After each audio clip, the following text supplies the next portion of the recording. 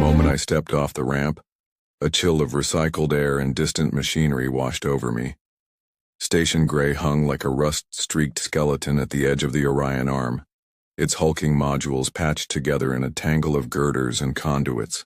No sleek tourist liners here, only battered freighters, smugglers' skiffs, and the odd research vessel that refused to obey bureaucratic quarantine. This was neutral ground for the galaxy's misfits. It's exiled and it's forgotten. My boots clanged against the metal grating of Docking Bay 9.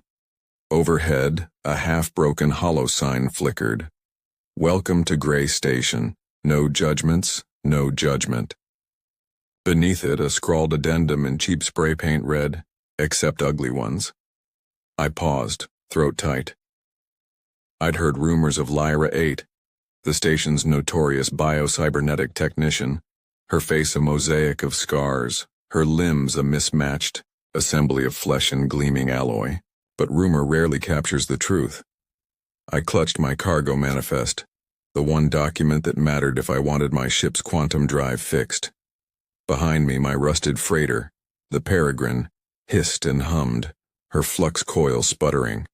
A dockhand, one eye cybernetic, the other obscured by a metal patch, gave me a curt nod. Lyra's workshop, he muttered, pointing down a narrow corridor bathed in electric blue strobes. Third door on the left. Don't expect a warm welcome. I swallowed and set off, each step echoing. The corridor walls were lined with discarded droid parts, half-assembled drone frames, and posters advertising memory implants, now with 50% more personality. Graffiti chased across the bulkheads, arcane alien symbols, love letters scrawled in dripping red paint, and beneath them, again, "She's ugly." At the end of the hall, a heavy door loomed, its surface scratched by welding torches.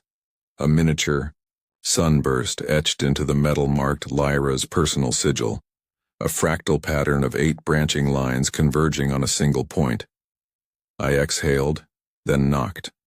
A hiss and a pneumatic grunt, and the door slid open. Inside, wires snaked across the floor, pneumatic arms hovered like patient cranes, and overhead lights flickered, as if uncertain of their own will. At the center of it all stood Lyra 8. She appeared smaller in person, slim shoulders cloaked in a long charcoal gray coat, arms folded at her waist. One arm ended in a gleaming chrome hand, the other, in a flesh and synthetic hybrid that looked worn, the skin cracked around the bioluminescent veins beneath. Her face under a curtain of silver hair was a pale mask etched with old graph scars. Most startling were her eyes, deep violet, like twilight brimming with stars. "State your business," she said, voice gentle yet modulated, as if every word passed through 1,000 filters. "My ship, the Peregrine, ruptured its drive core. I need repairs." I stepped forward, placing my manifest on a nearby table. "I hear you're the best." She tilted her head, scrutinizing the papers. In the wavering light, her expression was unreadable. Then she pressed a few holographic icons floating above the table. The schematics projected in midair, lines of yellow and red showing the damage. "Quantum flux coils," she murmured. "You carelessly let the modulation plates overheat." "I miscalculated," I admitted, "which is why I need help." Lyra studied me for a long moment. Then, without another word, she gestured to a workbench lined with tools that looked both alien and oddly familiar. Spanners with adaptive grips, soldering torches humming at subsonic frequencies, and calibration rigs that floated above magnetic pads. I followed her to the bench. A flick of her chrome fingers summoned a hollow wrench that arced through the air before coming gently to rest in my hand. "Dress for sparks," she said, sliding her coat sleeves back to reveal the luminescent veins running up her wrists. "You'll need these." She handed me protective gloves built of layered carbon weave and polymer filaments. As I suited up, I stole a glance at her. The station's graffiti bulls were right about one thing. She was striking in her imperfections. Yet there was an odd grace in the way she moved, each motion precise, every adjustment deliberate. A hum of kinship thrummed between us, two technicians bound by the dance of starship mechanics. I set to work, and Lyra hovered beside me, her violet eyes keenly observing my technique. When I misaligned a flux stabilizer, she corrected my angle, with a soft whisper of, "Rotated 8 degrees." When the venturi valve sputtered, she tapped a sequence on a wrist-embedded hollow pad and the valve hummed back to life. Minutes bled into hours. The workshop's silence was broken only by the hiss of plasma cutters and the occasional clink of metal on metal. Outside, the station's inhabitants roamed the corridors in muted steps, oblivious to the miracle unfolding within. No one here saw Lyra's genius, only the cracks on her skin and the eccentric blend of steel and flesh. Finally, with a final adjustment, the quantum drive thrummed in perfect resonance. A soft glow pulsed along the coils, and a meter on the console flashed, green. I exhaled, gear clattering to the floor. "It's done," I said, voice thick with relief. Lyra nodded almost shyly. "Test it properly," she cautioned. "I don't want any residual misalignments." I initiated the drive's diagnostics. Every readout stabilized. "You're a lifesaver." She offered the faintest of smiles, hair falling to shield one, and then she turned back to her console as if the moment of praise were too delicate to hold. I lifted my helmet, brushing sweat and grease from my brow. "Thank you, Lyra 8, I said. She cut me off with a single word.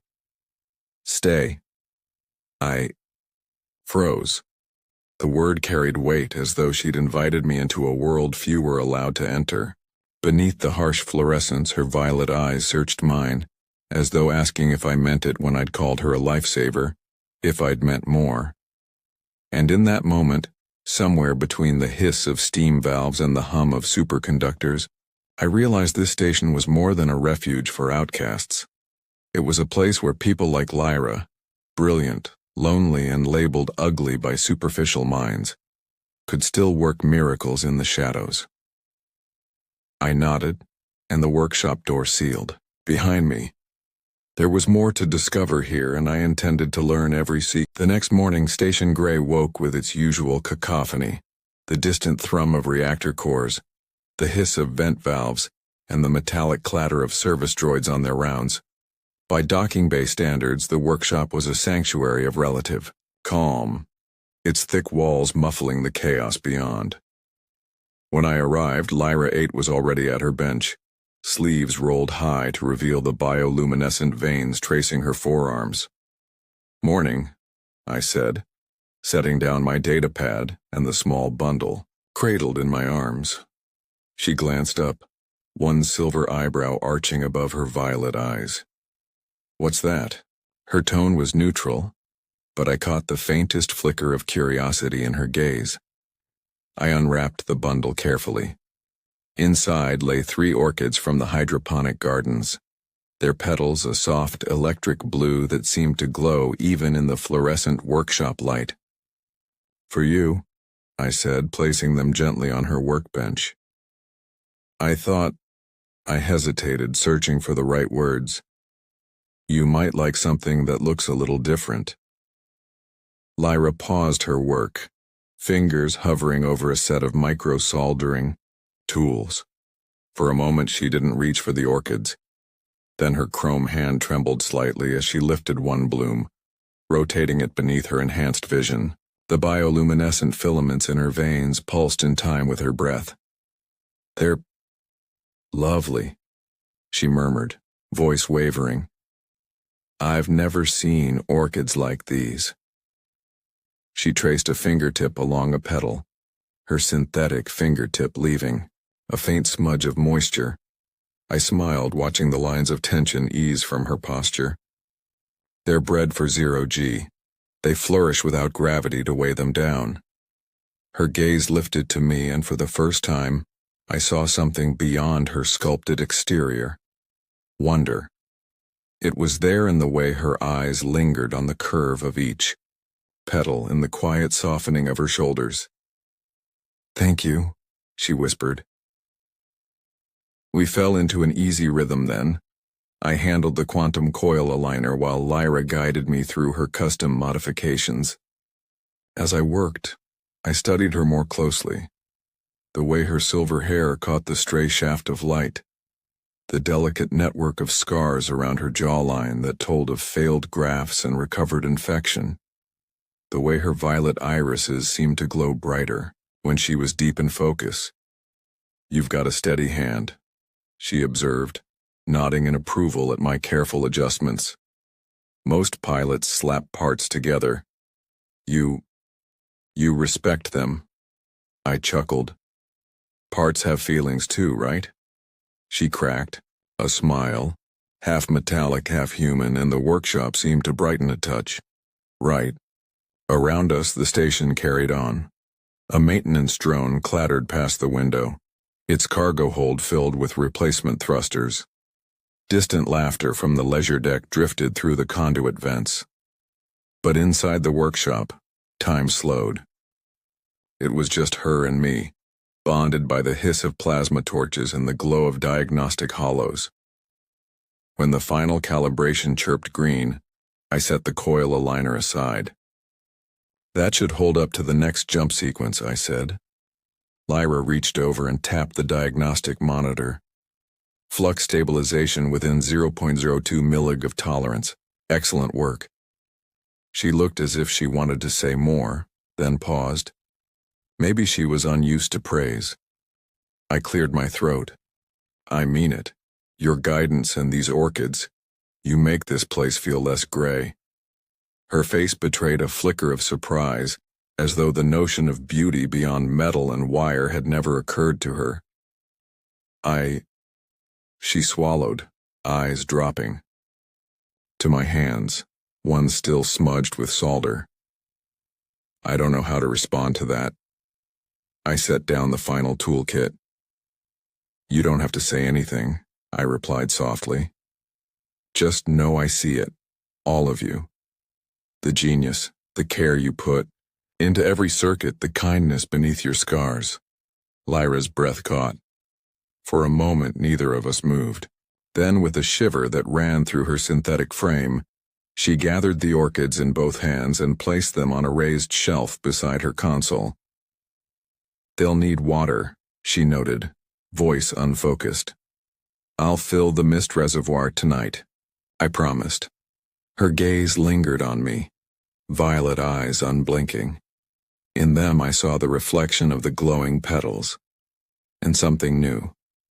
Hope. Later, as I left the workshop, the corridor felt different. The graffiti no longer seemed a mocking chorus, but a challenge waiting to be overturned. Somewhere deep inside, Lyra 8 had felt its sting, and the kindness of a stranger's gift had begun to heal what words alone never could.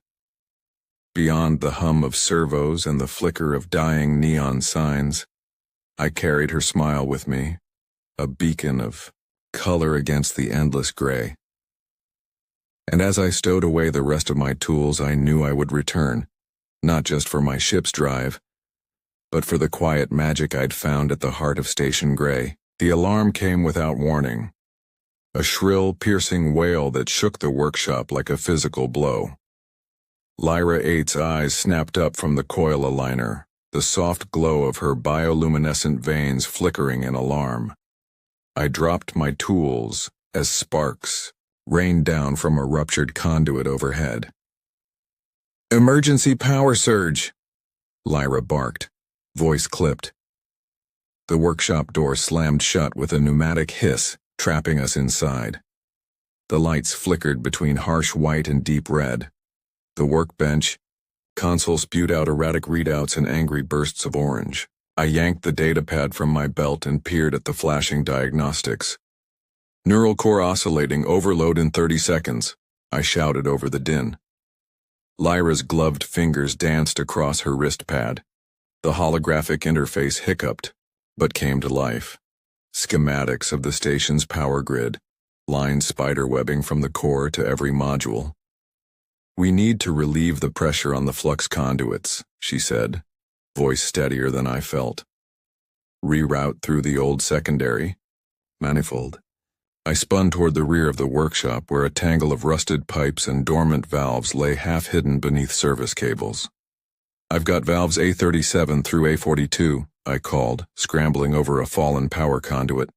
"Which ones do I open?" "Valve A39 and A41, but rotate them counter to normal flow," Lyra replied. Her eyes reflected the strobing light as she tapped at the console, overriding safety locks. "Hurry." I knelt on the grated floor and wrestled with the valve wheel. The metal was hot to the touch, steam hissed from a cracked pipe above. With one wrench, I slowly cranked the wheel against the counterflow indicator.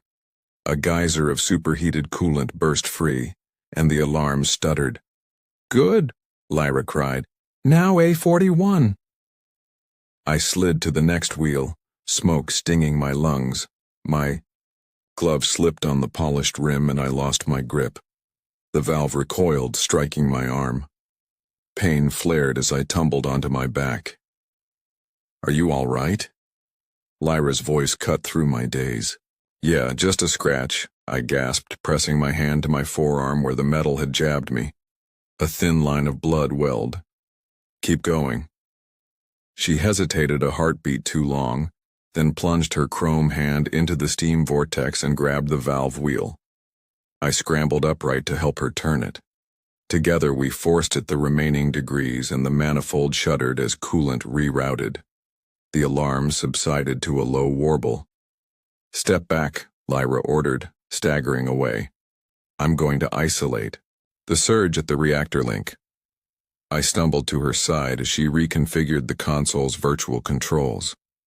The holoscreens glowed with her custom override code, fractals of neon green that pulsed with each keystroke. She activated the isolation protocol and for a moment the entire station shuddered as though it had convulsed in relief. Then everything went quiet. The harsh red lights dimmed. The console alarms fell silent. In the stillness, all I could hear was the hiss of escaping steam and my own ragged breathing. Lyra turned toward me, but her legs failed her. She sank to one knee, forehead slick with sweat and grease. Her silver hair clung to her face in damp strands. I hurried to her side. "Lyra," I said gently, pressing a hand to her shoulder. "You saved the station." She closed her eyes, throat bobbing as she drew in a shaky breath. I thought I'd lost control. You did everything right," I interrupted. "If you hadn't rerouted those conduits, we'd all be vaporized." She laughed, a short, shaky sound that echoed strangely in the empty workshop. "They'll never believe it," she murmured. "They'll say it was the AI or the backup systems, not Lyra 8. Her voice broke on the last word. I knelt beside her, gently lifting her chin so her violet eyes met mine. "Listen to me," I said, voice firm. "You are the reason this station is still standing. Not some faceless program. You, your hands, your mind." She stared at me, blinking rapidly. The faint pulsing of her veins slowed until they glowed steady once more. Then she exhaled and managed a small, tired smile. "I always thought I was a liability," she whispered. "A walking emergency protocol." I placed my hand over hers, the cold chrome giving way to the soft whir of servos beneath. "You're the best technician in 70 light years," I said. "And you've just proved it." Her shoulders trembled, and she nodded. I guess I needed to hear that." We sat there for a moment longer, surrounded by scorched floor panels and dangling cables. Outside, the distant hum of the station's restored systems began anew, a gentle throb of life returning. Finally, Lyra pushed herself to her feet. She brushed off her coat and straightened, a new steadiness in her posture. The violet gleam in her eyes held more than just the glow of augments. It held pride. "Let's finish your repairs," she said, voice steadier. "Before the next jump sequence, I want the calibrations perfect." I grinned, rising beside her. "Lead the way, maestro." As we returned to the workbench, the cracked ferroglass panel at the rear of the workshop caught my reflection, and hers. Fractured lines spidered across the polished surface, distorting our images into a kaleidoscope of flesh and metal. But instead of recoiling, Lyra stepped forward and pressed her palm to the glass. The fragments aligned to her gaze, and the broken mirror transformed into something whole. "You see that?" she asked, voice soft. I followed her eyes.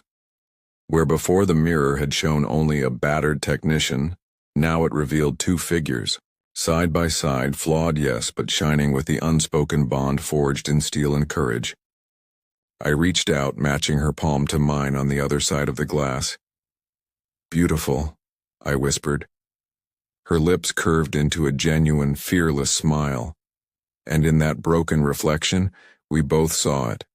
The beauty born of survival, of unexpected trust, and of the light that shines bright. The air in Lyra's workshop hums with renewed life as the final diagnostic lights flicker green. I pull off my gloves, the scent of ionized metal still clinging to the fingertips, and lean back against the workbench. Lyra 8 stands across from me, her bioluminescent veins glowing softly beneath the ridges of her coat sleeves. For a moment, neither of us speaks.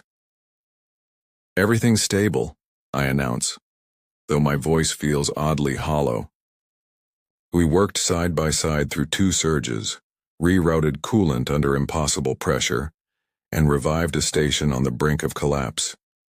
Yet now, with the crisis past, the silence magnifies every heartbeat. Lyra's violet eyes meet mine.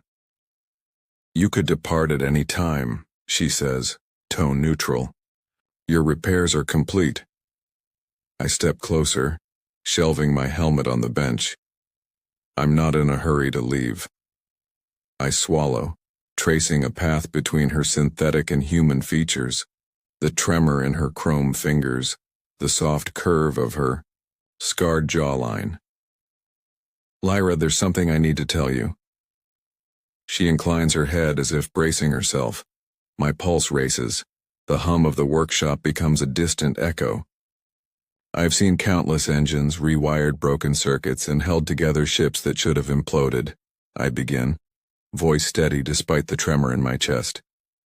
But nothing has fascinated me more than watching you at work. The way you anticipate every fault, the kindness you show a stubborn flux coil. That, I pause, heart hammering. That's beauty. Lyra freezes, every servo in her frame locking into stillness. Her breath hovers in the air, visible in the harsh workshop light. The tool rack rattles behind her as though trembling, in anticipation. She forces her arms to uncross, hands clenching at her sides.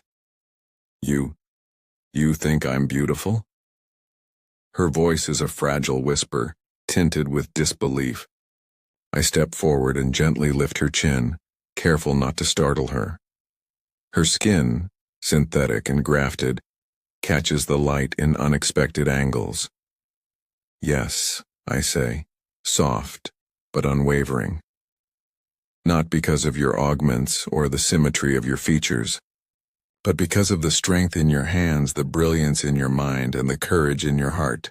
A single tear forms at the corner of her silver-lashed eye, sliding down to disappear beneath a scar.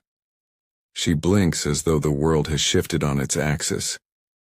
"I've never heard anyone say that," she breathes, voice cracking. I close the distance until only inches separate us.